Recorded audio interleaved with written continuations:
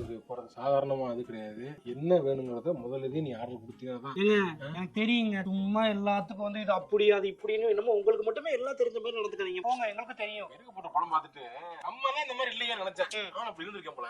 இருந்திருக்கீங்க உங்களுக்கு தெரியல. பாருங்க, எங்களுக்கும் தெரியும். எங்களுக்கும் ஃப்ரீடம் கொடுங்க. ஆமா கரெக்ட். ஃப்ரீடம் உனக்கு தான். இப்ப சாப்பிடு.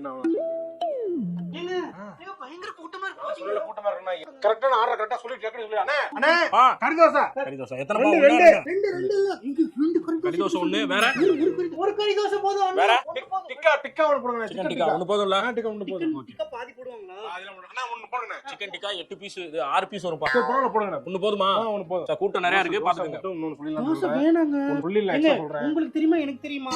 நிறைய கொடுத்துட்டு சாப்பாடு வேஸ்ட் ஆயிடுச்சுனா என்ன? சார் டக்குன்னு சொல்லுங்க சார், பின்னாடி ஆர்டர் போடுங்க. இருக்கு. அவ்வளவுதான். சரி ஓகே, வெயிட் பண்ணுங்க. 25 டோக்கன் நம்பர். நிறைய எல்லாம் சாப்பிட மாட்டேன். வாங்கி வேஸ்ட் ஆயிடுச்சா நம்ம பணம் தானங்க வேஸ்ட் ஆகுது. கொஞ்சம் தின்னுட்டு போதுன்ட்டு போவா. ஏன் அவரை பாரு, எனக்குலாம் பத்துமா?